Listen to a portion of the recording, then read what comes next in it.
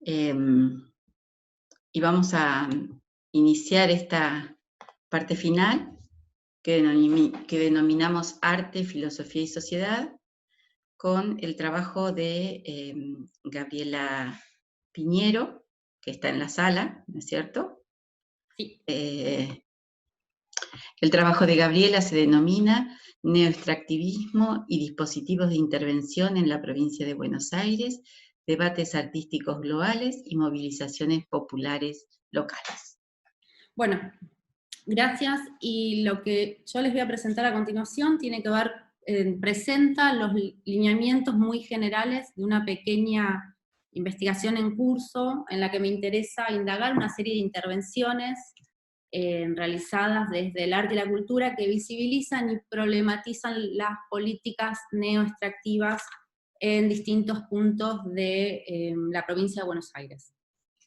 Al hablar de neoextractivismo me refiero, ¿no?, siguiendo a Svampa, a Maricela Svampa y Enrique Viale, a un modo de apropiación de la naturaleza, un modelo productivo que justamente se basa en la sobreexplotación de los bienes naturales, la expansión de las fronteras productivas más allá de lo que habitualmente era considerado productivo, y que tiene además ciertas implicaciones como es la vulneración de las poblaciones locales, un impacto sumamente negativo en los ecosistemas sociales y muchas veces también la criminalización de las protestas. Yo organicé la presentación en 3 momentos, que son los casos que en principio estoy relevando, algunos posibles abordajes y una pequeña hipótesis de trabajo final que tiene que ver con pensar estas, que refiere justamente al título de mi presentación, que tiene que ver con pensar estas intervenciones articulando, por un lado, ciertos debates muy puntuales que ocurren a fines de los 90 y principios de los 2000 en las escenas del arte contemporáneo, por un lado, y por otro, ciertas formas que vienen de las movilizaciones populares y los nuevos protagonismos sociales que también empiezan a adquirir densidad, especialmente a partir de los acontecimientos del 2001. El primer proyecto del que les voy a hablar es un proyecto de Eduardo Molinari del año 2013 que se llama Voxat, la responsabilidad. Justamente Voxat hace referencia a ese grupo de tipos sentados alrededor de una mesa. Molinari recupera las palabras de un biólogo, donde dice, bueno, esta fue la metodología a partir de la cual se determinó el IDA, ¿no? La ingesta diaria aceptable de químicos de alimentos, es decir, no respondió a una investigación, sino a una simple negociación sobre, bueno, cuáles son las cantidades de elementos químicos que podemos incorporar a nuestra dieta. El propósito general de este proyecto, Voxat, fue indagar el régimen de visibilidad que propone o del que da cuenta ese modelo de agronegocios, ¿no? El modelo transgénico, es decir, un poco el presupuesto de Molinari fue, a ver, el modelo de los transgénicos da a ver una visualidad, da a ver ciertas imágenes, necesita de ciertas imágenes para legitimarse, pero a su vez obtura otras imágenes. Hay ciertas imágenes que no puede dar a ver para legitimarse justamente, ¿no? Molinari habla de todas sus investigaciones, bueno, algo que se estuvo discutiendo antes en términos de proyectos de investigación con métodos artísticos. En particular, él habla de la práctica caminante, de la práctica investigativa caminante como búsqueda de imágenes. Hace más de 2 décadas que él tiene el proyecto del archivo caminante, que es nuestra recopilación de imágenes de la cultura visual contemporánea para pensar cómo se articula historia, memoria, territorio. Y para este proyecto invitó a Azul Blasiotto, que es una artista visual, Ana Brócoli, que es una ingeniera agrónoma, a la plástica, que es otro de los grupos que podríamos pensar en estas direcciones, y Hernán Cardinale. Y como parte de eso que les decía, esa práctica investigativa caminante, él propuso realizar 3 recorridos para rastrear, ¿no?, estas imágenes de los agronegocios. Por un lado, una visita de 3 días a la Feria Expoagro en Varadero, ¿no? Esta Feria del Expoagro, que es donde aparecen como todos los aparatos que necesita este modelo, desde en empresas de agrotóxicos, los aviones de fumigación, etcétera, etcétera. Por otro lado, propuso caminatas por los barrios fumigados de Malvinas Argentinas y barrio Ituzaingó anexo en las periferias de Córdoba. Las madres de Ituzaingó fueron, ¿no?, las que impulsaron ese juicio pionero del 2012 que sancionó el uso de agrotóxicos, y finalmente un recorrido a lo largo de la Cuenca del Plata con el objetivo de llegar a Curuguatí, Paraguay. En la matanza de Curuguatí, también en el 2012, donde se asesinaron campesinos, ¿no?, que estaban usando tierras públicas, y que también había todo un debate en torno de la finalidad de esas tierras para la implementación de sojas transgénicas. El proyecto consistió en una exposición, una instalación también, y estas son algunas de las imágenes, ¿no?, que él va articulando y poniendo el diálogo. Este es el mapa elaborado por las madres de Ituzaingó, donde justamente ellas lo que hacen es mapean, rastrean esos distintos casos de cáncer, de distintas enfermedades provocadas por el uso de agrotóxicos, en grafitis, en tensión en discusión con Monsanto, los aviones no tripulados para la distribución de agrotóxicos, ¿no?, el desarrollo de estas nuevas semillas transgénicas. Entonces, bueno, un poco Molinari, el propósito es pensar cómo se articula en un régimen de visualidad, ¿no?, estas imágenes diversas. El otro proyecto que traigo es un artista que muchos ya conocen, que es Daniel Fite, de Sierras Vallas.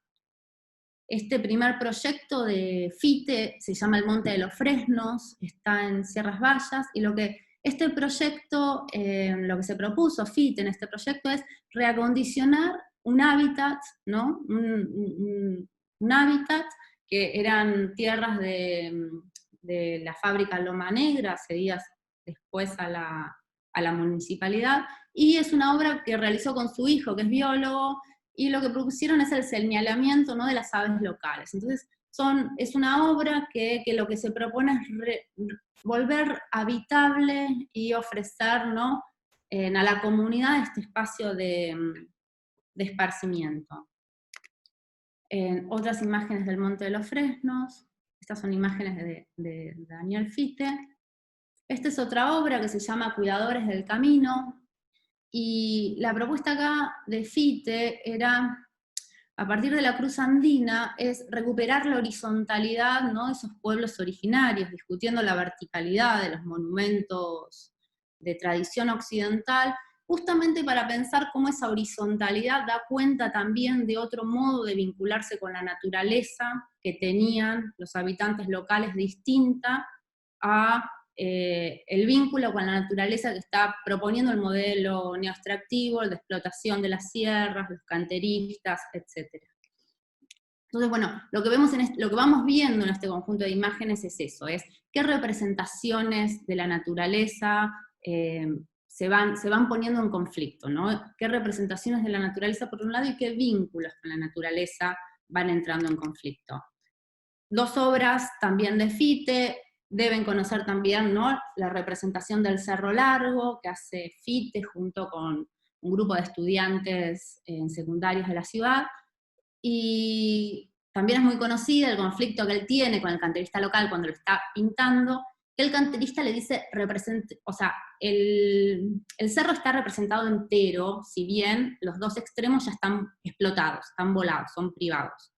Entonces el canterista le dice, bueno, representar el cerro como está, incompleto, o sea, representar la actividad minera. Fite se niega. Entonces ahí lo que se ve es cómo también el canterista está esperando una legitimación de su propia práctica, una legitimación que Fite se niega a darle, ¿no? Y a partir esa presencia, justamente, en este mural es lo que da cuenta de esa ausencia de las sierras, ¿no?, de mojones que además en Fite y otros que trabajan en el cuidado de las sierras, en Sierras Vallas, dicen, bueno, son mojones que constantemente se están moviendo. En otras piezas de Fichte también es muy presente esta tensión entre sierras vallas y piedras vallas, ¿no? O sea, las sierras ya vueltas commodity, ya vueltas un objeto mercantilizable. La última obra que traje, bueno, ya se mencionó, el Museo del Puerto, también hay muchos análisis sobre las acciones de este museo. Yo traje este proyecto del año 2013, que bien se vive en el Caribe, en el que invitan a chicos y chicas de la escuela local de Ingeniero White a imaginar cómo vivirían si tuviesen acceso a la ría. Sabemos que en los 60, en los 70 todavía se podía usar la ría como espacio de esparcimiento, para bañarse. Entonces, bueno, a ellos los invitan a imaginar qué harían y cómo vivirían si realmente pudiesen hoy hacer uso, ¿no?, de ese espacio. Entonces, bueno, comerían mucho coco, aprenderían a nadar, ¿no? Estas fantasías, y creo que había algo de lo que mencionaba Ana recién, ¿no? Ese proyecto político a futuro. Hay también una frase de Esperanza que me gusta mucho para pensar esto, que ella lo piensa en relación con otro corpus de obras, pero yo creo que es muy pertinente para pensarlo en esta dirección, que es obras que imaginan mundos otros o modos alternos, ¿no?, de habitar nuestro propio mundo. Entonces ahí aparece un proyecto de cómo podríamos imaginar otros vínculos con la naturaleza y otros modos de hacer uso de ella. El tercer momento, ¿no?, el segundo momento del que les hablaba, que tenía que ver con, bueno, qué abordajes podemos pensar para estas prácticas, recurro a una serie de textos que trabajamos durante el año, ¿no?, en Semiótica 2, junto con Miguel Santagada. En primer lugar, por supuesto, los aportes de la ecología política, de la mano de Svampa, Viale, otros autores, bueno, el concepto de nuestro activismo que le refería antes, también el concepto de antropoceno, ¿no?, como esta nueva era en la que el hombre, la humanidad, aparece con una fuerza de devastación que antes estaba reservada solamente a los volcanes, los terremotos, los huracanes, ¿no?, como esa fuerza de la naturaleza. El hombre logra equiparar esa fuerza destructiva, ¿no?, como una nueva era que estas prácticas están tensionando o están problematizando justamente, ¿no?, estos modelos productivos y estas nuevas eras. También hay aportes del ecofeminismo, ¿no?, que lo que nos permiten es pensar esas conceptualizaciones sobre la naturaleza en sus variantes históricas y socioculturales. Y también indagar ciertos imaginarios de la naturaleza, construidos sobre todo en la modernidad occidental, ¿no? Ciertos binarismos, hombre-mujer, naturaleza-cultura, razón-materia, y dan claves para pensar ciertas asociaciones que aparecen en este momento también, de la modernidad occidental entre naturaleza y mujer. Uno de los textos que nosotros leímos, bueno, Carol Gilligan, Vandana Shiva, por supuesto también Svampa, Alicia Puleo. Nosotros leíamos Alicia Puleo pensando, bueno, cómo ella recupera ciertos autores de la filosofía para Francis Bacon, René Descartes, para pensar cómo instalan un concepto de naturaleza instrumental, un concepto mecanicista de la naturaleza en el cual la naturaleza puede ser explotada, puede ser controlada, puede ser estudiada, y cómo eso es de algún modo solidario con ciertas representaciones de la mujer que se empiezan a instalar en ese momento. Yo traje también, porque creo que estas indagaciones se pueden hacer desde la historia del arte, la cultura visual, ciertas imágenes del siglo XVI, coincidentes, ¿no?, con los escritos de estos autores, donde vemos ese imaginario que se empieza a construir, ¿no?, esos imaginarios, esas conceptualizaciones, esas jerarquías que permean las distintas prácticas. América siendo descubierta por Américo Vespucio, ¿no?, y como la desnudez de América, ese cuerpo femenino, siendo observado por ese cuerpo masculino erguido, con todos los atributos de la civilidad, los instrumentos de medición, de control, la vestimenta, las alegorías de los 4 continentes, de nuevo, ¿no? En América caníbal, América desnuda, América fusionada con la naturaleza, y Europa, de nuevo, como les decía antes, bueno, portadora del cetro, de la religión, etcétera, etcétera, ¿no? Entonces, lo que estas imágenes también dan cuenta son ciertos imaginarios que perduran en el presente, que es, en América, cuerpo femenino y naturaleza aparecen en toda su disponibilidad extractiva, visual, sexual, material, ¿no? En términos de materia prima. Es este el momento, siglo XVI, donde América Latina también se integra en esa economía global como fuente de materia prima y mano de obra barata. Finalmente, el último de estas líneas de campos de problemas de aportes que me parecen pertinentes para pensar esta serie de prácticas, tiene que ver con la perspectiva decolonial o el proyecto modernidad-colonialidad, particularmente a partir del feminismo decolonial, o también podríamos pensar los feminismos populares de los que habla Svampa. Y en esta indagación, los aportes del proyecto decolonial se dirigen en 2 direcciones. Por un lado, permiten pensar, permiten indagar, ¿no? Esa matriz colonial que se impone y que impone jerarquías, saberes y obtura otras formas de conocimiento, pero también lo que nos permite, y esto se vincula a ese tercer momento, a esa hipótesis de las que les quería plantear, con la posibilidad, con la pregunta de cómo pensamos, ¿no?, las tradiciones de estas prácticas, de las prácticas de Fichte, de Molinari, es decir, desde qué tradiciones las pensamos, desde qué campos de problemas, y qué aportes pensamos que tienen ellas en el presente. Entonces, un poco la hipótesis que yo quería poner a discusión tiene que ver con pensar que estas prácticas están articulando 2 campos de problema. Ese mensajito es para mí, deberías ir redondeando, perfecto. Por un lado, ciertos desplazamientos que tienen lugar en la escena artística global de la mano de lo contemporáneo, ¿no? Autores como Terry Smith, Medina, Reventich, Claire Bishop, etcétera, etcétera. Proyectos colaborativos, procesos de investigación-producción, todo esto que vino apareciendo también en presentaciones antes, el cuestionamiento de la obra orgánica, en su tradición modernista, su inserción en un aparato crítico, pero por otro lado, lo que a mí me interesa es recuperar una serie de instancias que tienen que ver con discusiones muy locales sobre estas movilizaciones sociales del 2001, ¿no? Entonces, lo que me interesa pensar es, bueno, ¿cómo afecta, cómo moldeó estas prácticas, esa crisis de representatividad que se tradujo en nuevas formas de hacer política, la transversalidad, la autogestión, la territorialidad, la creación de espacios, tiempos, lazos comunitarios. Entonces ahí lo que yo trato de rastrear son algunas de estas instancias. Por ejemplo, Duplus, lo voy a desarrollar en el texto para ya cerrar, que es un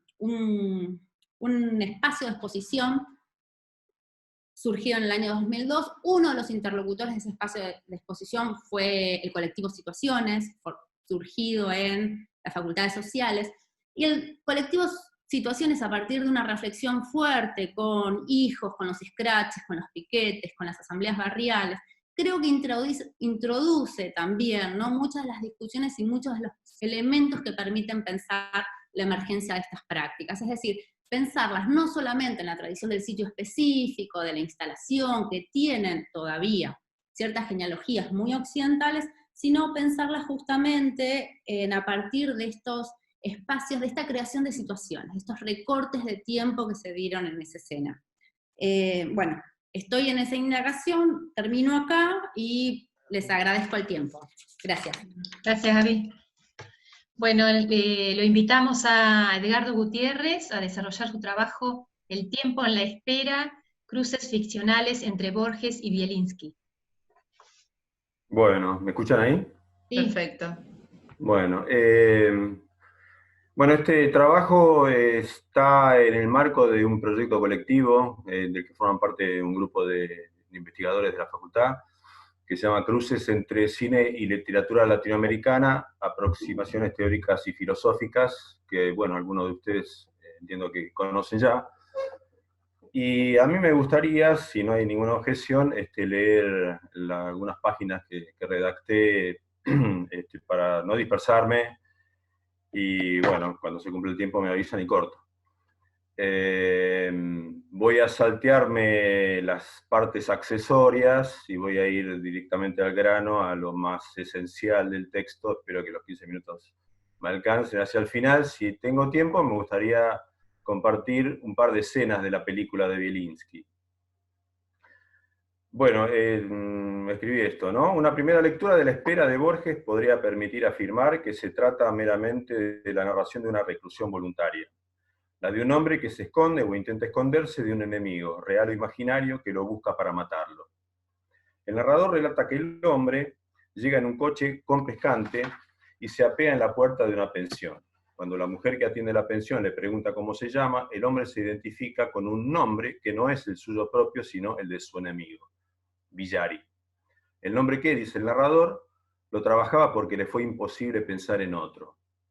Ese hombre solitario que espera, pues, se hace llamar con el mismo nombre del hombre que es esperado por él. Los días de la espera del señor Villari habrán de transcurrir en una pieza alquilada de esa pensión, contigua al segundo patio. En esta historia la espera es la de alguien que espera a alguien, pero también espera algo, tan determinado lo uno como lo otro. El alguien es él o los victimarios que habrán de ultimarlo. El algo es la muerte. El señor Villari espera ese fin inexorable en los días y en las noches, y en el transcurso de esa espera sueña recurrentemente. Cito del cuento. En los amaneceres soñaba un sueño de fondo igual y de circunstancias variables. Dos hombres y Villari entraban con revólveres en la pieza y lo agredían al salir del cinematógrafo. Al fin del sueño, él sacaba el revólver del cajón de la inmediata mesa de luz y los descargaba contra los hombres. El estruendo del arma lo despertaba, pero siempre era un sueño, y en otro sueño el ataque se repetía, y en otro sueño tenía que volver a matarlos. En la espera de Villari, pues, se suscitan imágenes sueño en abundancia. Y lo que engendra la aparición de imágenes sueño es la pérdida del prolongamiento motor de la percepción, un fenómeno que está presente en todos los estados análogos al sueño y la pesadilla. Amnesia, hipnosis, alucinación, delirio, visión de los moribundos. Deleuze analizó, en el contexto de sus estudios sobre cine, este fenómeno de corte que se da entre percepción y acción. Al considerar los films en los que, según entiende el filósofo francés, se presenta una imagen directa del tiempo, esto es, una imagen-tiempo. Deleuze explica que en los inicios del cine europeo, el cine soviético en alianza con el futurismo, el constructivismo y el formalismo, el expresionismo alemán en alianza con la psiquiatría y el psicoanálisis, la escuela francesa en alianza con el surrealismo, lo que se intenta es alcanzar el misterio del tiempo. Y para ello se crean personajes que son, lo cito a Deleuze, presa de sensaciones visuales y sonoras, o incluso táctiles, cutáneas, senestésicas, que han perdido su prolongamiento motor. Puede tratarse de una situación límite, de la inminencia o la consecuencia de un accidente, de la proximidad de la muerte, pero también de estados más corrientes, el dormir, el sueño o los trastornos de la atención. En el cuento de Borges que estamos examinando, la espera de Villari es la espera de la muerte. Y mientras espera la muerte, Villari la sueña repetidamente. Sabemos que lo esencial que se haya encerrado en toda espera es la sustancia del tiempo. Enseguida intentaremos ensayar un análisis del film La espera de Fabián Bielinski para saber si responde o no a la categoría deleuziana de imagen-tiempo. Por el momento corresponde indagar si en esta obra literaria de Borges se constatan imágenes-tiempo. La espera relata los últimos días de un hombre consciente de la inminencia de su fin, de un malevo asaltado por el pasado y presa recurrente de estados de sueño y pesadilla de muerte violenta. Va de suyo que, tratándose de un relato literario, lo que crea el entrecruzamiento de pasado, sueño y muerte, y concomitantemente el hiato entre percepción y acción, será la forma del discurso. Por tanto, si se logra en el cuento constatar ese hiato, habremos encontrado una imagen directa del tiempo. Una imagen-tiempo, si se prefiere el empleo de la categoría deleuziana mediante el uso de las palabras. En este punto hay que recordar que, según entendido Deleuze, la nueva novela de Rob Grillet nos da un ejemplo paradigmático de esa construcción, mediante el empleo de largas y tediosas descripciones del espacio circundante a la narración, sin anulación de la misma. Ciertamente, dada la brevedad de la extensión de la espera, no contamos con la abundancia descriptiva que podemos hallar en novelas como El Mirón o La celosía de Rob Grillet. No obstante, hay pasajes descriptivos que dan cuenta de lo que el personaje percibe, pasajes que están desvinculados de la acción que éste realiza. Esto, verosímilmente, podría habilitar la hipótesis de que en estos pasajes hay al menos fragmentos de imagen-tiempo, un poco de tiempo en estado puro, según reza la fórmula de Proust. En estas descripciones puede observarse lo que Deleuze llamó imágenes ópticas puras. En efecto, en el inicio del cuento se enumera lo que, dice en el cuento, el hombre notó con aprobación al descender del coche que lo dejó en el 4004 de esa calle del noroeste. Lo leemos, dice en el cuento. El hombre notó con aprobación los manchados plátanos, el cuadrado de tierra al pie de cada uno, las decentes casas de balconcito, la farmacia contigua, los desvaídos rombos de la pinturería y ferretería. Un largo y ciego paredón de hospital cerraba la acera de enfrente. El sol reverberaba, más lejos en unos invernáculos. El hombre pensó que esas cosas, ahora arbitrarias y casuales y en cualquier orden, como las que se ven en los sueños, serían con el tiempo, si Dios quisiera, invariables, necesarias y familiares. Nada de lo aquí descrito es funcional a la narración de las acciones del personaje. Lo mismo vale para la descripción de la pieza de alquiler. Dice en el cuento. La cama era de hierro que el artífice había deformado en curvas fantásticas figurando ramas y pámpanos. Había, asimismo, un alto ropero de pino, una mesa de luz, un estante con libros a ras del suelo, 2 sillas desparejas y un lavatorio con su palangana, su jarra, su jabonera y un botellón de vidrio turbio. Un mapa de la provincia de Buenos Aires y un crucifijo adornaban las paredes. El papel era carmesí, con grandes pavos reales repetidos, de cola desplegada. La única puerta daba al patio. Apoyándonos en estos pasajes, podríamos decir, sin temor, que el personaje de este cuento adopta más el aspecto de un vidente que el de un actuante. Solo espera la muerte, y mientras espera, ve. Pero he aquí que no solo percibe ópticamente, también experimenta, curiosamente, sensaciones gustativas. Mediante ese sentir puro busca, de algún modo extraño, burlar la muerte. Dice en el cuento. Ya no quería cosas particulares. Solo quería perdurar, no concluir. El sabor de la hierba, el sabor del tabaco negro, el creciente filo de sombra que iba ganando el patio. Ahora bien, el narrador refiere en 2 pasajes del cuento que Villari concurre al cine. El primero dice, el señor Villari al principio no dejaba la casa. Cumplidas unas cuantas semanas, dio en salir un rato al oscurecer. Alguna noche entró en el cinematógrafo que había a las 3 cuadras. No pasó nunca de la última fila. Siempre se levantaba un poco antes del fin de la función. Vio trágicas historias de Lampa. Estas, sin duda, incluían errores. Estas, sin duda, incluían imágenes que también lo eran de su vida anterior. Villari no los advirtió, porque la idea de una coincidencia entre el arte y la realidad era ajena a él. Dócilmente trataba de que le gustaran las cosas. Quería adelantarse a la intención con que se las mostraban. A diferencia de quienes han leído novelas, no se veía nunca a sí mismo como un personaje del arte. En el segundo leemos, otra noche, al volver del cinematógrafo, sintió que lo empujaban. Con ira, con indignación, con secreto alivio, se encaró con el insolente. Sea por tedio o por afición, Villari parece entretenerse en el cine en el transcurso de sus últimos días. El narrador parece entender que Villari desestima la mímesis entre el arte y la realidad, su realidad, y por eso este no advierte que los films de los que él es espectador incluyen imágenes de su vida anterior. En cambio, el narrador observa la similitud entre esas trágicas historias de Lampa y la vida anterior de Villari. Pues bien, el cuento narra la vida presente de Villari, con el pasado presente, con sus sueños y pesadillas, y con la inminencia del momento próximo de la muerte. Y va al cine a ver historias de Lampa semejantes a su vida anterior. Quizás sea lícito que nosotros lo imaginemos en el cine viendo la trágica historia de su muerte próxima. Eso es lo que nos ofrece La espera de Bielinski. Lo que resalta desde el inicio en este film son las breves notas ejecutadas con el cello, un instrumento apropiado para expandir el curso de las imágenes desde la apertura hasta el final. Esa música pausada insiste, jalona la obra y le otorga a la misma una atmósfera profunda, fúnebre y de tiempo dilatado. La interpreta uno de los personajes secundarios del film, un huésped que habita en la pensión donde Villari ha decidido ocultarse. En el film tenemos, además de Villari, la víctima, y de la presencia fantasmal del otro Villari, el victimario, al tercer personaje referido en el cuento, la anfitriona de la pensión. Pero en la obra cinematográfica nos topamos también con otros 6 huéspedes de la casa, cuya apariencia es casi irreal.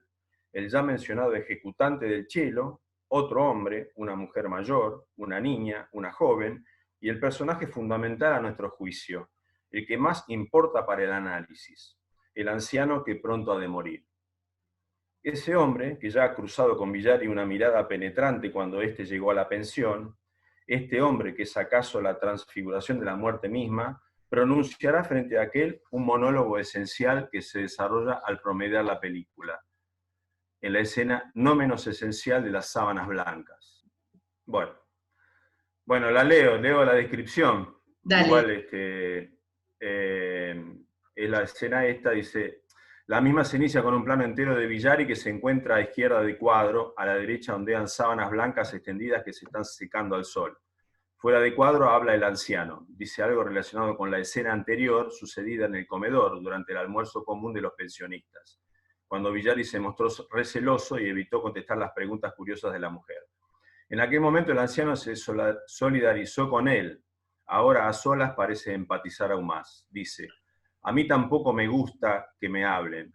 Lo vemos en primer plano, enseguida agrega: es decir, cuando no quiero hacerlo. Las sábanas se mueven y ocultan la cara del viejo de modo intermitente. El monólogo prosigue. Aunque últimamente, con los dolores, es curioso, con los dolores debería hacerse uno desconfiado. Luego se ve a Villari en primer plano, escuchando atento entre las mismas sábanas que siguen ondeando. El viejo completa el parlamento, como los animales, ¿no? Sin embargo, yo empecé a ver las cosas diferentes. Son terribles, los dolores, quiero decir. Vuelve a verse el primer plano del anciano hablando entre las sábanas. Algunas noches me mantienen despierto todo el tiempo. Al principio gritaba, daba alaridos, lloraba como una criatura. Es que no comprendía, son como avisos. La cámara pasa al primer plano de Villari. Cada dolor es un anuncio. Mirá, viejo, mirá estas paredes, este patio, estos árboles, que son los últimos. Vuelve a verse el primer plano del viejo y ahora que lo sé, dice el viejo, y ahora que lo sé puedo mirarlos tranquilo, muy tranquilo. Sigue el contraplano de Villari, porque si de algo estoy seguro, y me alegro de estarlo, es que aquí voy a morir. Bueno, ahí termina la escena esa, ¿no? Esta escena, digo yo, es esencial no solo por el contenido notoriamente filosófico de lo que dice el anciano, sino por la sugestiva y simbólica composición de las imágenes. Las sábanas blancas, ya se sabe, cubren habitualmente los cuerpos de los muertos, y aquí, obrando este recurso fílmico como un oscuro presagio de lo que en breve habrá de sobrevenir, van cubriendo alternativamente el rostro de Villari y el del viejo, los dos hombres que van a morir. Tal vez no sea arbitrario en este punto, tomando en préstamo la conocida categoría estética de Benjamin, afirmar que en estas imágenes está el contenido de verdad del film, que excede y desplaza a un lugar subordinado el contenido real determinado por la trama. Entre las intensas imágenes de la espera de Villari hay algunas que aparecen como más condensadas. Entre ellas están las que muestran los momentos en los que el personaje permanece en su cuarto en soledad, sin hacer nada, dejando pasar sin prisa el tiempo, apenas acompañado por el tic-tac del reloj despertador. Y están las otras, las que nos dejan ver los instantes más inquietantes, en los que Villari alucina la visita del fantasma de su victimario, que se presenta a veces acompañado de otro personaje, el anciano, la dueña de la pensión. Todas estas imágenes, dominadas por los movimientos suaves de traveling de la cámara, son atravesadas por las notas graves del cello, que, como la escena de las sábanas, sobrevuelan lentamente la pesada atmósfera de muerte. El cuento de Borges se cierra con la frase: en esa magia estaba cuando lo borró la descarga. El desenlace del film se resuelve con un largo traveling que enlaza 3 planos. El primero se inicia con un encuadre de Villari acostado en su lecho de muerte, que advierte la llegada de su victimario y reacciona levantando el brazo derecho y abriendo la mano como queriendo impedir lo inevitable. Y cuando comprende y acaso acepta lo inevitable, se da vuelta, como si retomara el sueño, así dice el cuento. La cámara comienza entonces a desplazarse con lentitud hacia la derecha, para sacar a Villari del cuadro, hacer entrar al asesino que desenfunda en un encuadre bresoniano y llega a tomar en plano detalle la puerta vidriada del cuarto. En el segundo, la cámara, siempre desplazándose de izquierda a derecha, toma la pared desconchada de la galería de la pensión con los detalles de su deterioro y 2 plantas en primer plano, hasta llegar a la puerta del cuarto de otro pensionista. En el último plano, la cámara ingresa entre penumbras en el cuarto del chelista y se desplaza hasta tomar en primer plano el instrumento con las manos del músico tocándolo. Todo esto también en encuadre bresoniano. Este largo traveling, dividido en 3 de la cámara, es el movimiento de la muerte, que se lleva lenta pero inexorablemente a Villari del mundo y da fin a la espera. Bueno, ahí termina lo que escribí. No sé si puedo llegar a poner la escena esa, que es 1 minuto. ¿Puedo? Estamos medio corridos. Bueno, listo. Gracias. Vean la película, vean la película. Sí, claro. Vean la película. Lástima que no podía ver la otra. Bueno, gracias, Edgardo. Invitamos nada. a Gustavo Romero, quien nos va a presentar su trabajo Manuel Puig, entre Carlos Gardel y Charly García, la textura musical de los textos y las imágenes de boquitas pintadas y pubis angelical. Bienvenido, Gustavo. Hola, buen día, muchas gracias. Es un gusto poder escucharles y poder compartir con ustedes algunas conclusiones provisorias, si es que vale la expresión. Edgardo, si querés después te cedo el minuto para la escena. Bueno, la novela Boquitas Pintadas se publica en 1969 y 5 años después se estrena la película homónima dirigida por Torre Nilsson. A mí lo que me interesa, lo que propongo como hipótesis, es que hay una textura musical que atraviesa tanto la novela como la película.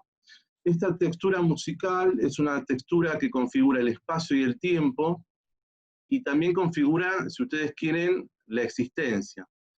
Empecemos por algo muy evidente. Ya el título, Boquitas Pintadas, remite a un fragmento de la canción Rubia de New York de Lepera Gardel. Por otro lado, tanto la novela como la película están divididas en 2 partes, tomando precisamente como subtítulos fragmentos de letras de tango, pero a su vez cada capítulo tiene como epígrafe un fragmento de una letra de tango. Eso sería como lo más evidente. Pero en principio eso sería simplemente, si ustedes quieren, una letra, que puede ser tomada una letra de tango como de un poema o de cualquier texto. Ahí no habría en todo caso una musicalidad. Sin embargo, cuando hablamos de textura musical, hablamos de algo que se puede percibir tanto en el texto como en las imágenes, de una armonía, una melodía o un ritmo que configura espacio-temporalmente las historias. De eso voy a hablar porque no es una, sino que se va configurando una red de historias, tanto en la novela como en la película. Si ustedes quieren, podemos usar el término dispositivo, siguiendo a Foucault. Si entendemos por dispositivo una red de conexiones entre elementos heterogéneos. Podríamos agrupar elementos discursivos como prácticas. Fíjense la variedad de elementos heterogéneos que se van tejiendo en las historias. Desde cartas, diarios íntimos y periódicos, álbumes de fotos, agendas, expedientes policiales, denuncias policiales, historias clínicas, médicas, actas de defunción, recortes de revistas, etc. Esto configura también una suerte de archivo, porque tanto la novela como la película es de algún modo la configuración de un archivo donde el espectador o el lector tiene que realizar una función activa, que es de algún modo ir conectando estas cartas, estos diarios íntimos, al mismo tiempo con las actas de defunción, con las denuncias policiales, ir armando de algún modo el rompecabezas que en el fondo uno nunca termina de saber si efectivamente hay una totalidad, un rompecabezas que se puede armar, o en todo caso, algunas historias que uno pudo tejer.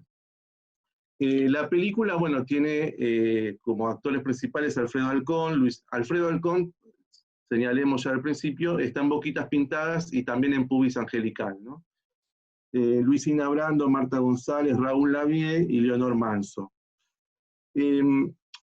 Decía esto de los discursos y las prácticas como elementos heterogéneos que se conectan, y hay una cuestión también muy importante, que es cómo lo privado y al mismo tiempo lo público se va entretejiendo de tal modo que no hay un límite claro, porque la radio, los periódicos, se mezclan con las cartas, es decir, se escribe una carta al mismo tiempo que se recorta una imagen de una revista y se pega la imagen de la revista en la carta, se escribe una carta al ritmo de un tango que se escucha en la radio, y la intensidad de la carta va variando con la intensidad de la melodía o de la letra que se escucha.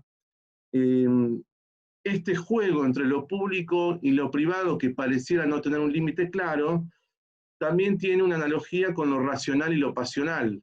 Lo que pareciera ser algo estrictamente racional o burocrático, como una denuncia policial, uno lee una denuncia policial de un crimen y hay una narración pasional de eso. No parece ser un documento burocrático o tremendamente objetivo, ¿no?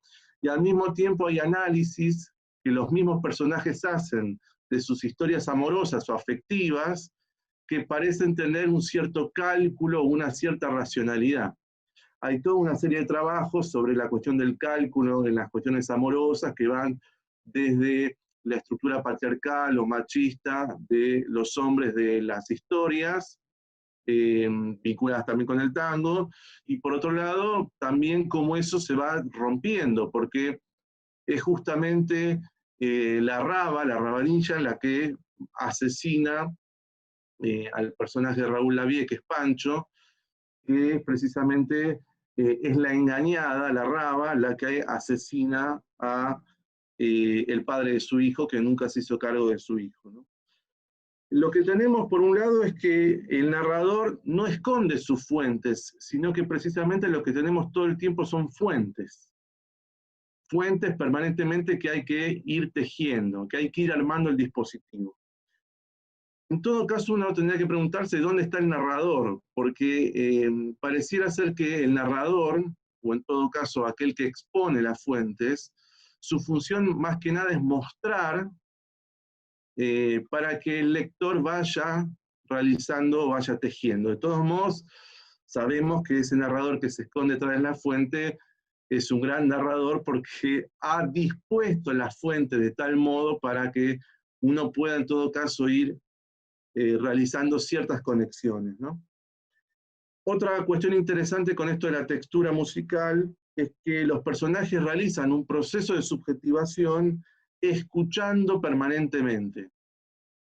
¿Qué quiere decir esto de escuchar permanentemente? No solo la radio, sino el cine, las referencias, el cine está presente en las historias, ya sea en lo que sería General Villegas, pero en realidad Coronel Vallejos en la novela, y en la película aparece el pueblo de fantasía que es Coronel Vallejos, y está presente el cine y el teatro en Buenos Aires, pero las referencias cada vez que se hace, que los personajes hablan del cine y del teatro es siempre la escucha, ¿no? Como si el cine fuera también una textura musical, como si ver fuera también una suerte de textura musical, como si fuera absolutamente inseparable una imagen de una textura musical, ¿no? O de un dispositivo musical.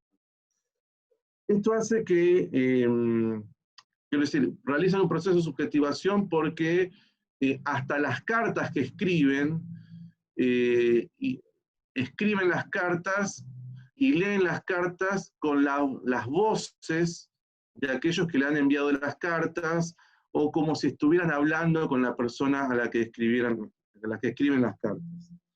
La textura musical lo que permite es compartir un código común y una cierta complicidad en los personajes.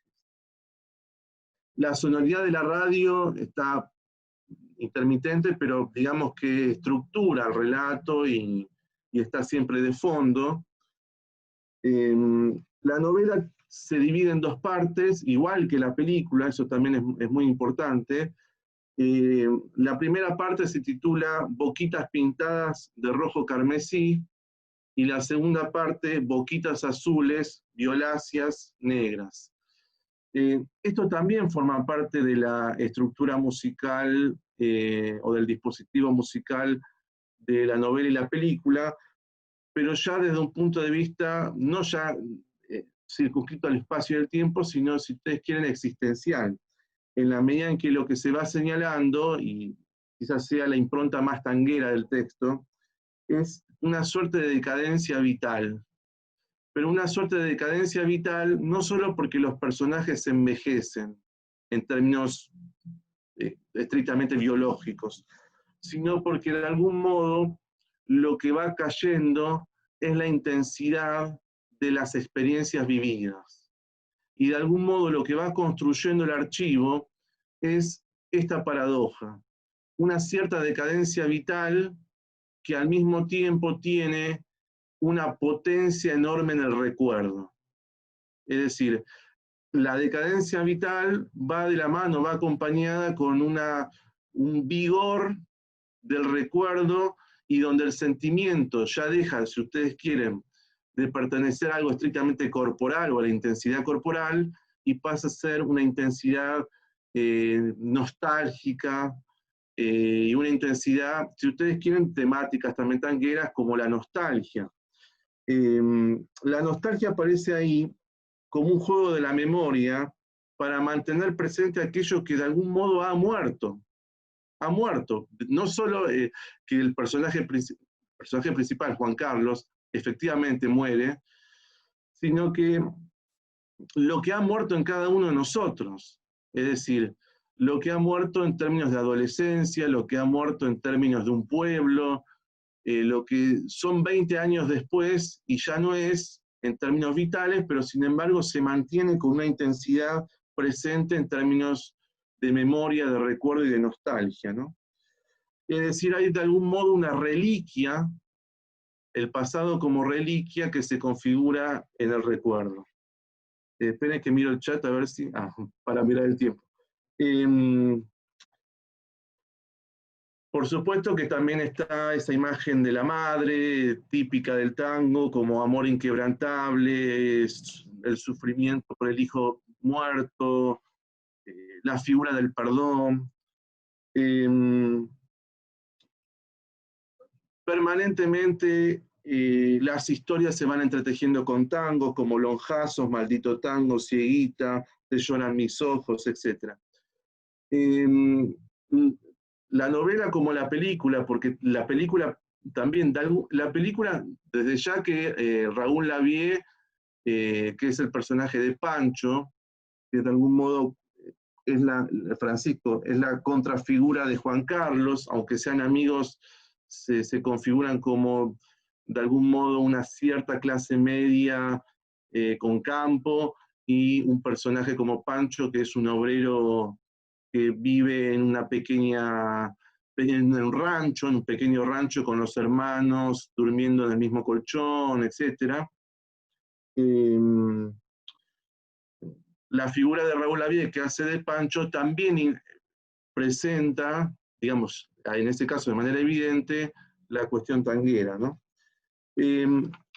Ahora, la cuestión tanguera, lo que finalmente quería señalar es que más allá de que aparezcan los tópicos casi míticos del tango, están atravesados también, si ustedes quieren, por una ironía, o están atravesados también por una parodia.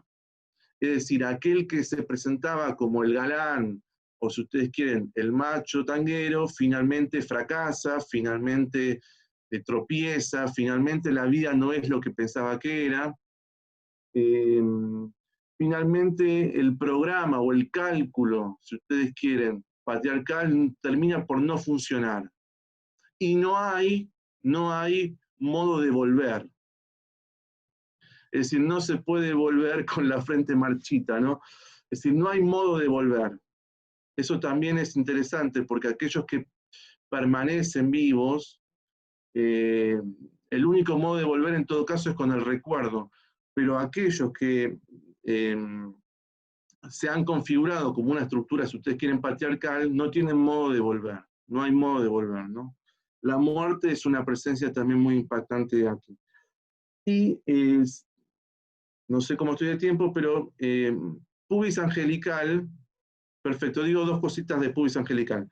De 1979, acá tenemos 3 Pubis Angelical. La novela del 79, la película del 82, de La Torre, y el disco Pubis Angelical de Charly García. Pero acá lo que tenemos quizás es lo inverso. Es un director de cine que convoca a un músico para que hiciera la banda sonora de la película, y es el músico el que lee musicalmente la novela y compone la música de la película, ¿no? Es decir, que acá es el propio músico el que encuentra la textura musical que hay en la novela. Uno podría decir que ya Puig escribe con una textura musical.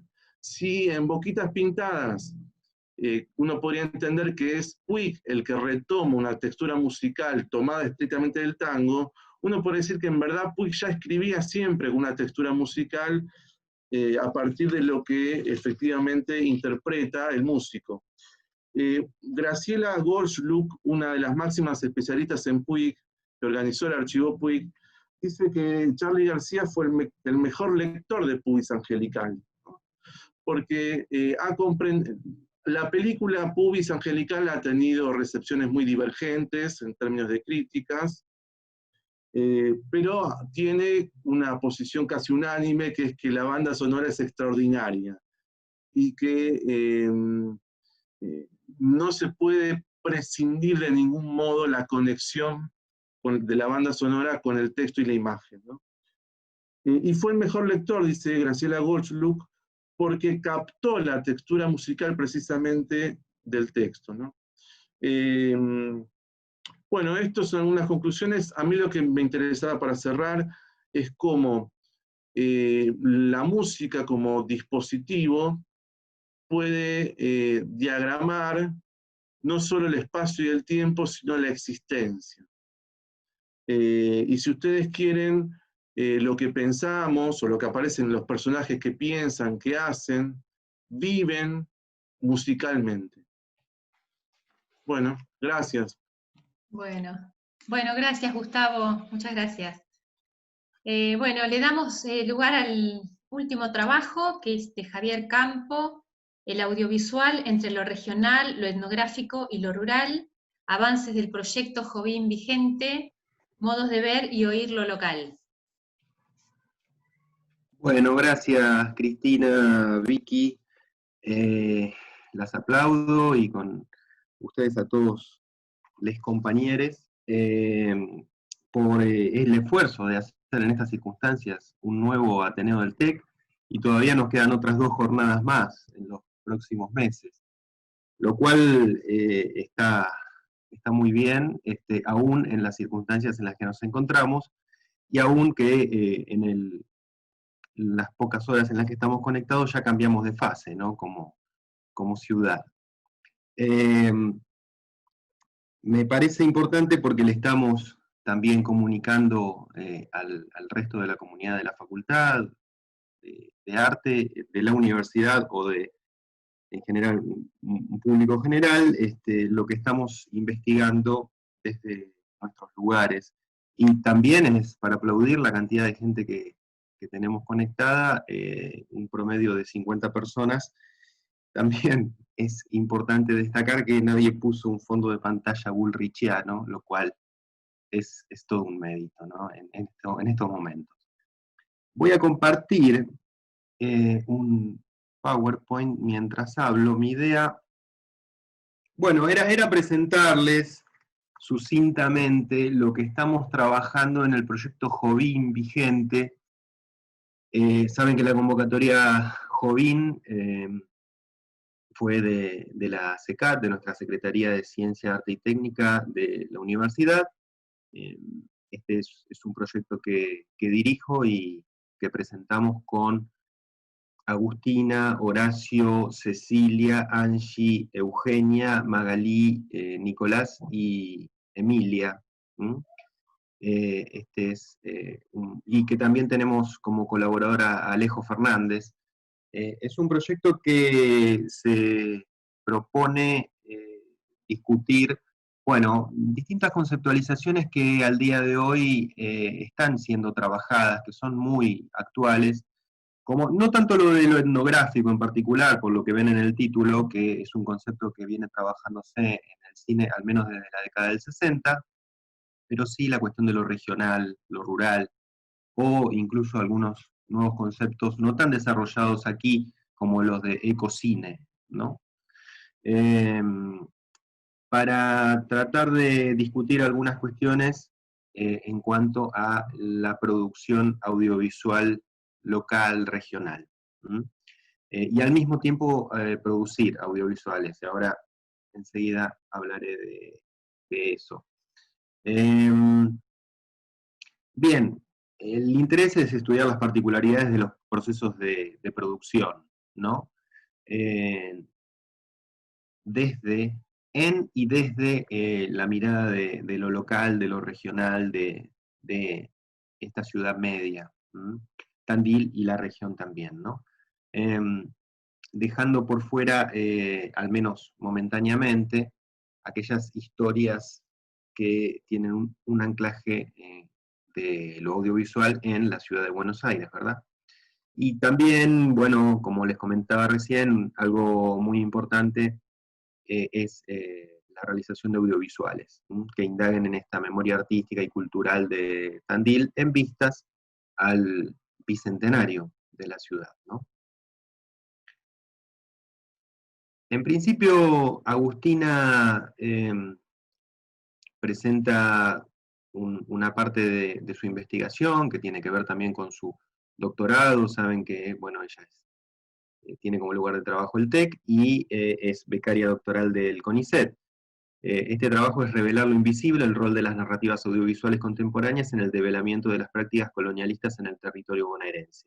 Bueno, y su interés en este trabajo es revisar algunas de las producciones documentales que trabajan con pueblos originarios, incluso algunas están producidas desde distintos grupos de pueblos originarios ubicados en la provincia de Buenos Aires.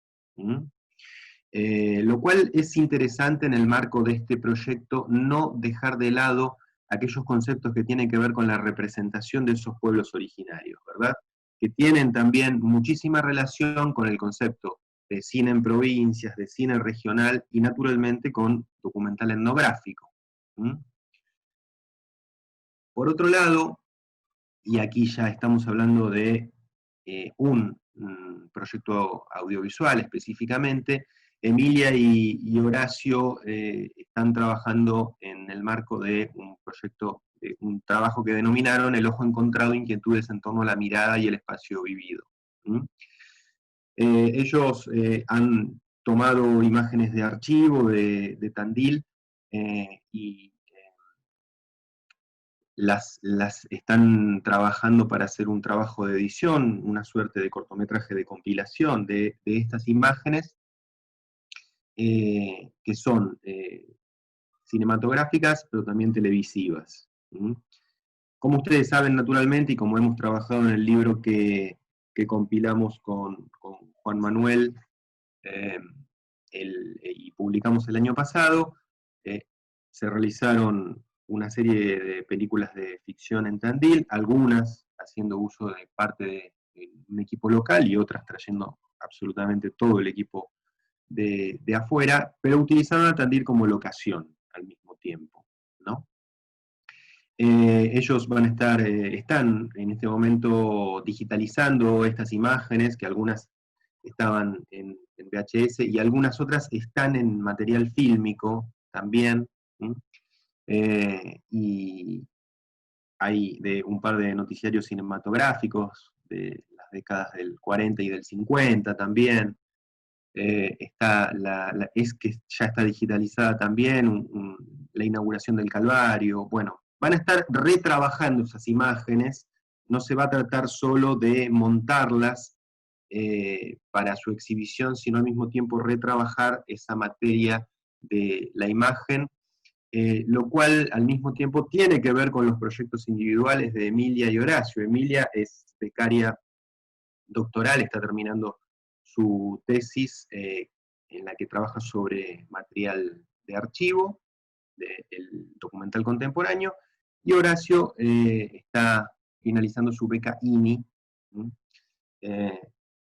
hablando básicamente sobre material audiovisual, en este caso spot televisivos de campañas electorales presidenciales en la Argentina.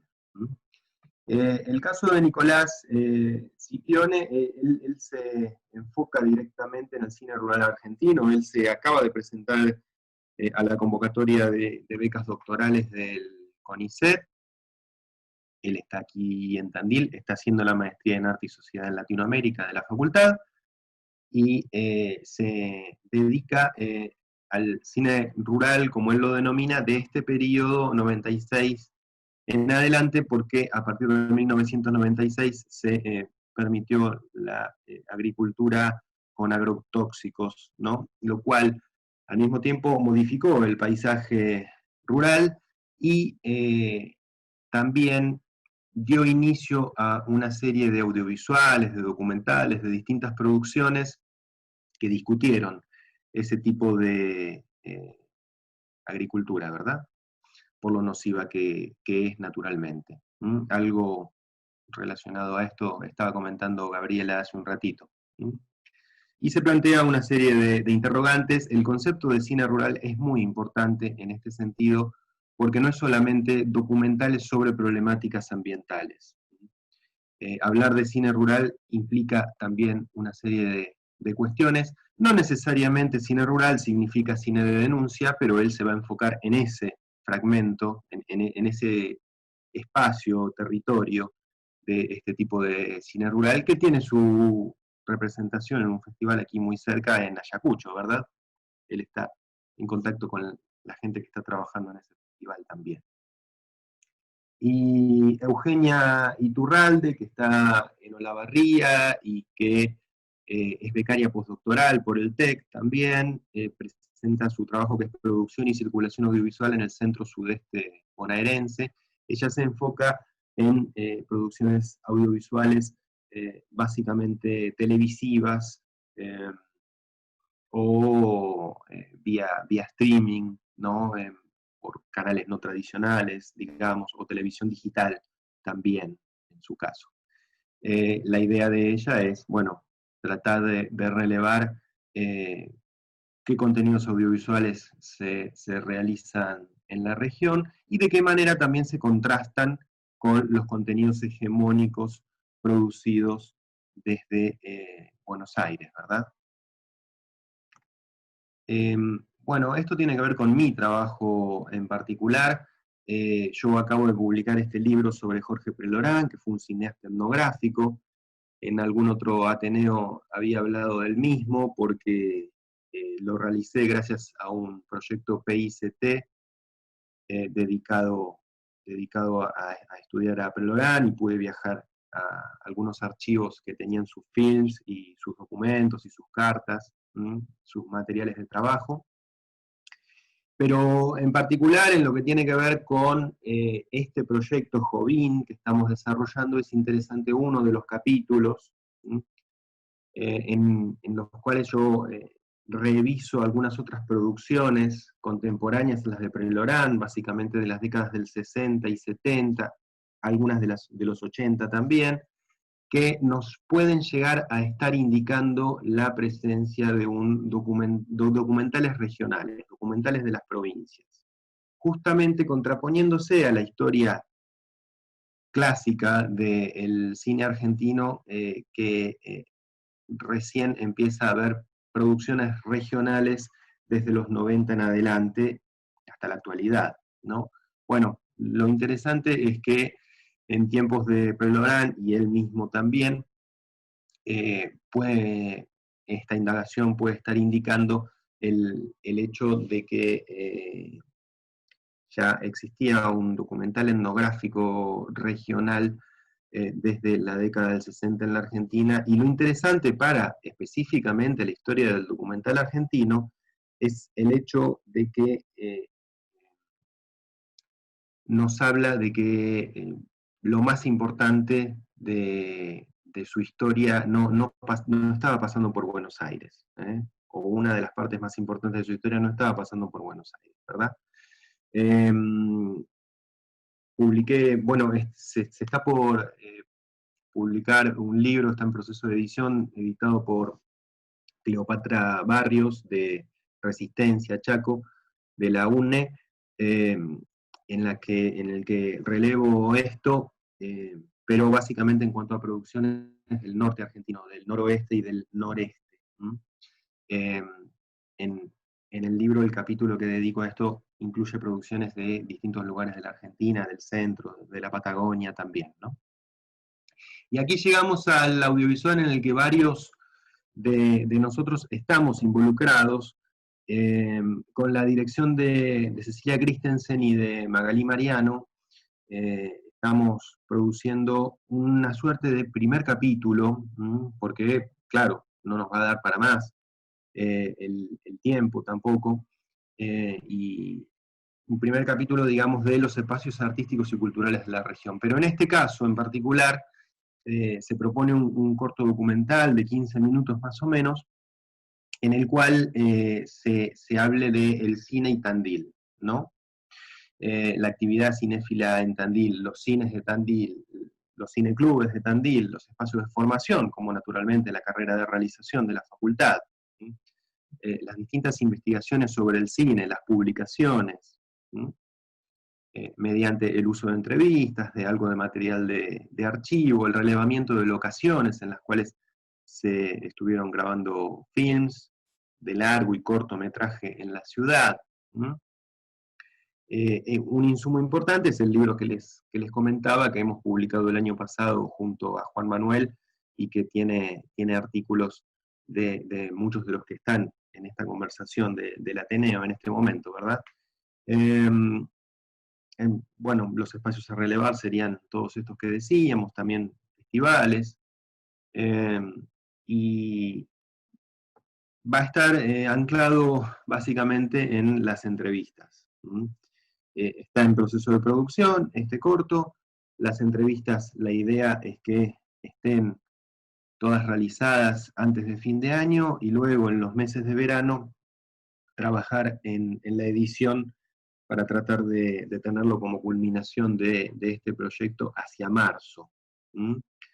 El hecho de que hayamos vuelto a una fase anterior en la ciudad modifica un tanto los planes, naturalmente, porque ya no sería tan sencillo el registro de las entrevistas, pero bueno, trataremos de hacerlas de alguna forma, probablemente usando algunas de estas herramientas de comunicación a distancia, ¿verdad?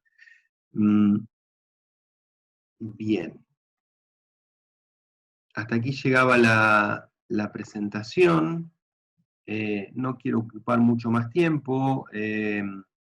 Este proyecto, bueno, naturalmente que es un recorte, dado que es muy difícil en un proyecto que dura solamente un año, y con los recursos limitados con los que cuenta, y la cantidad de gente involucrada, que es poca, hacer historias del cine regional, ¿no? O más producciones audiovisuales, naturalmente. Luego, si hay algunas consultas, veo algunos de los rostros involucrados en el proyecto que están aquí, así que también podrían responder al respecto. Bueno, muchísimas gracias, Javier. Gracias a todo el equipo que representas vos en este caso. Tenemos un tiempo breve de aproximadamente 30 minutos como máximo para hacer algún intercambio si les interesa. Si hay alguna pregunta, comentario, los invitamos a sumarlo al chat. Mientras tanto, yo les consultaría a Marcela y a Jessica una pregunta que propuso hoy temprano Claudia, respecto de del trabajo que ustedes desarrollaron. Preguntaba a ver si habían podido identificar vinculaciones con otras organizaciones territoriales de las escuelas con las que ustedes trabajaron.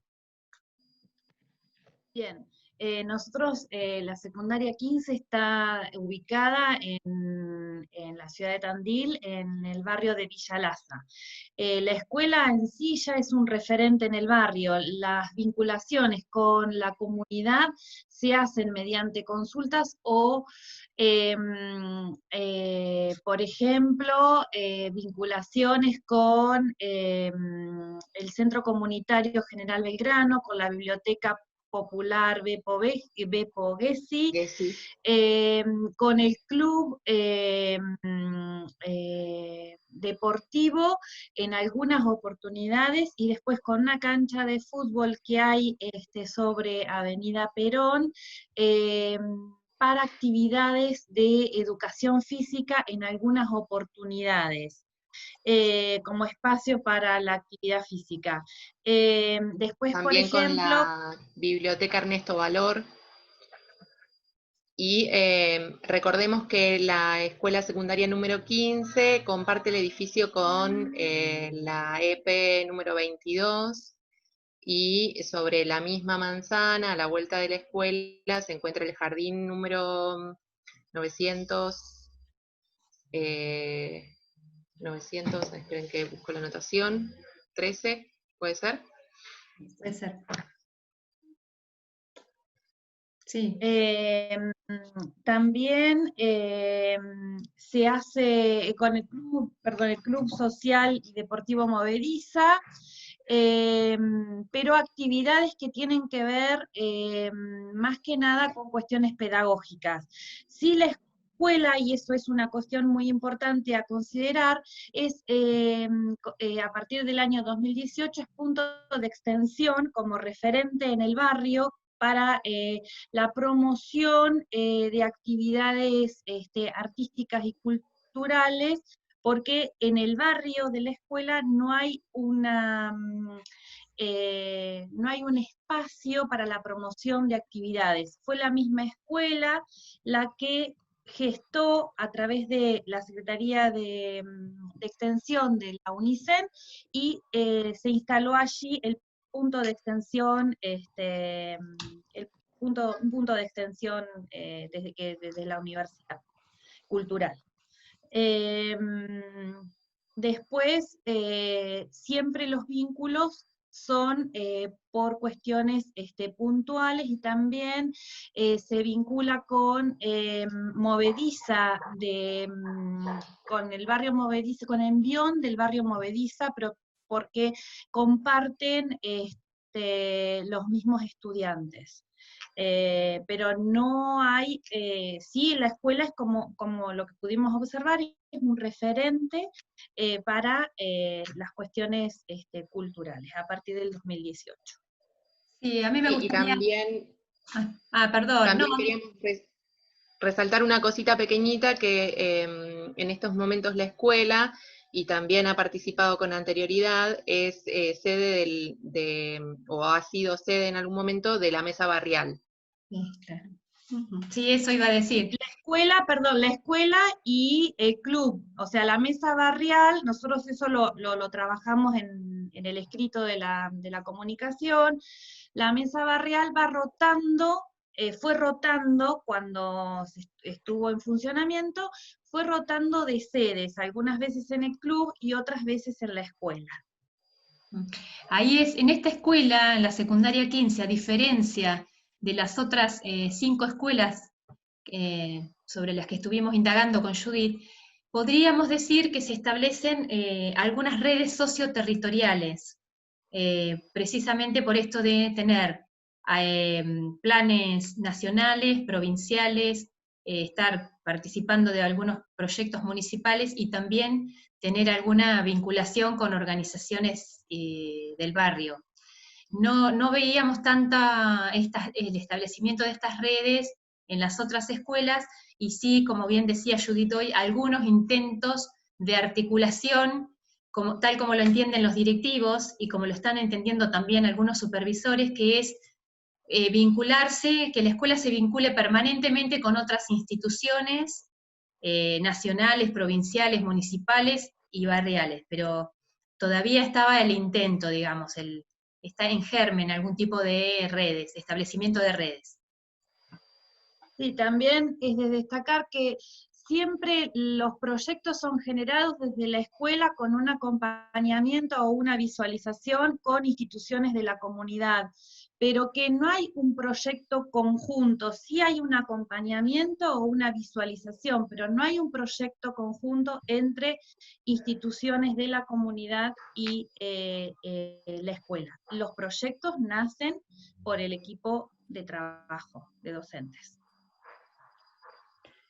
Respecto de, bueno, la pregunta para Cristina y Judith la contestó Cristina en su exposición, y también había una consulta para Florencia, que Florencia la respondió en el chat, así que hasta ahí vamos cumpliendo. No sé si alguien quiere realizar algún comentario, alguna lectura de lo que hemos escuchado. Sí, Javier, como no, después Mariana. Yo básicamente tenía un par de anuncios para hacer, me gustaría brindarlos, que es que lo hemos enviado por mail recién, pero para que lo tengan presente, el 15 de septiembre va a cerrar la convocatoria a proyectos PIO, PEIDIT, INI y JOVIN, porque, bueno, se venía demorando en vistas de la posible o hipotética apertura de vuelta del rectorado y de la SECAT, pero bueno, por el momento eso no va a ser posible, entonces se puso como fecha de cierre el 15 de septiembre, para que lo tengan presente, y desde la Secretaría estamos a disposición porque por cualquier duda que pudiese surgir al respecto de las distintas convocatorias, siempre les digo que es importante que incentivemos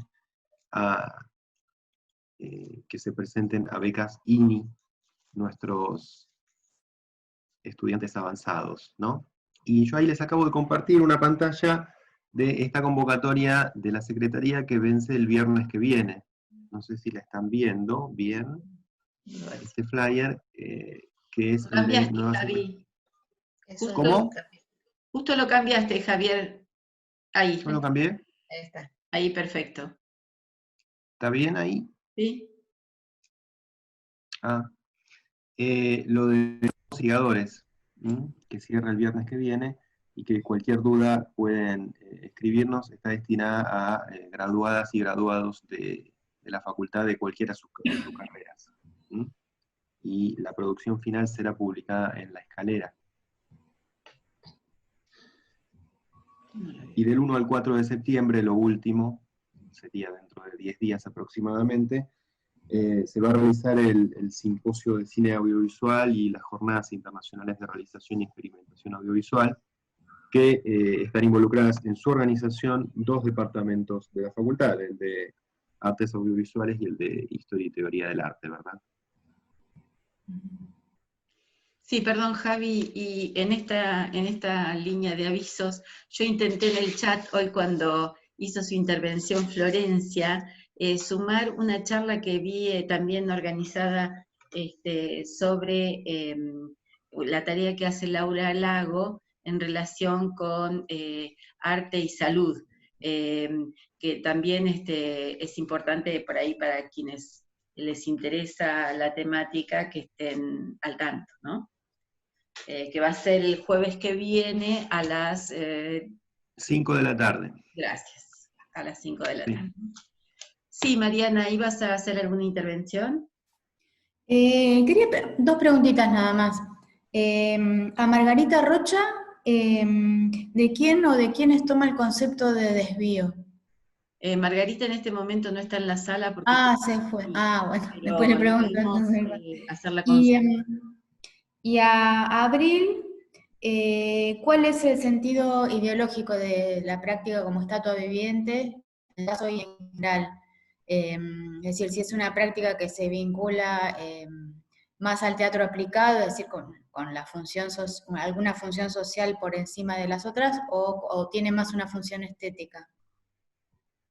Creo que un poco y un poco. La estatua viviente en sí deviene del movimiento del mimo, usa como base el mimo, y bueno, y recopilando algunas, porque de todo lo que sabemos es más que nada de opiniones y de experiencias, por eso es que digo que como que no está muy decretado bien qué,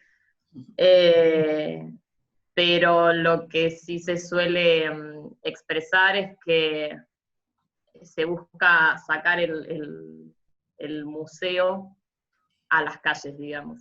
Un poco como que esa es la búsqueda estética de la estatua, ¿no? Y generar ese quiebre entre quietud y movimiento. Pero sí es cierto que debemos nuestras bases al movimiento del mimo, que bueno, es un movimiento teatral antiquísimo. No sé si estaría respondiendo a tu respuesta. ¿Y el trasfondo ideológico entonces cuál sería? O esta necesidad de intervenir el espacio público, ¿no? ¿Para qué? Y la verdad que va justamente en una parte de la exposición, lo dije, poder acercar al público y a los transeúntes una experiencia escénica que tal vez, no sé, dentro de un teatro no todos tienen la oportunidad de ver. Creo que es eso, poder generar un quiebre en las calles, como una de las tantas expresiones artísticas callejeras, digamos. Creo que ese es el objetivo principal. Y nada, y poder esto, ¿no? Darle la libertad al espectador y al transeúnte a tener la posibilidad de ver una manifestación teatral, escénica, que bueno, que tal vez, no sé, en un teatro no sé, por ejemplo, cuando yo hice la intervención en la Universidad Barrial, era la primera vez que se veía una estatua viviente y que por ahí muchos tenían la oportunidad de ver una manifestación escénica de esta forma. Y por ahí son personas que no se acercan al teatro en el centro, por ejemplo. Creo que es eso, poder acercar una manifestación teatral y artística a espacios donde no se suelen acercar. ¿Querés comentar algo? Bueno, mientras por ahí surge alguna otra pregunta, queríamos, en nombre mío y de Vicky, como conducción del TEC, agradecer profundamente a la participación de docentes, investigadores, de colaboradores, de estudiantes, de becarios, por lo menos en esta primera jornada, ya sea como expositores y como público. Y bueno, recuerden que la próxima jornada la estaríamos haciendo el 25 de septiembre. Difundan entre sus colegas, en el caso de los estudiantes, entre otros estudiantes, así podemos multiplicar la asistencia y, bueno, y la participación en estas jornadas. Agradecemos y nos sentimos sumamente gratificadas, y creo que todos debemos sentirnos igual, porque no es frecuente que podamos sostener reuniones con tanta presencia y tanto tiempo. Me parece que fue riquísimo el intercambio, y me parece que por suerte quedamos varios de nosotros y nosotras expectantes respecto de los trabajos de otros y otras para poder seguir nuestras investigaciones cada vez con mayores vinculaciones. Para la próxima jornada también prevemos un número hasta el momento de 14 expositores, lo cual nos va a hacer trabajar como en esta. Agradecemos profundamente el esfuerzo de poder decir o contar nuestros trabajos con tan poco tiempo, pero bueno, en esta oportunidad no tenemos otra manera. Sí, obviamente, como todos los años, nos comprometemos a aquellos trabajos que así lo deseen, ser publicados en unas actas especiales del Ateneo. Así que, bueno, los esperamos, si les parece, la próxima. Ya los autores de las comprometidos para el día 25 de septiembre van a estar recibiendo nuestro mail, consultándoles sus títulos y demás, para, bueno, poder transitar otra jornada como esta. Así que nada, les agradecemos muchísimo, muchísimo, muchísimo. Un aplauso, que es lo que se puede. Bueno, y a cuidarse en esta fase otra vez. Otra fase. O en otra fase. Bueno, nos estamos viendo. Muchísimas gracias. Gracias. Adiós.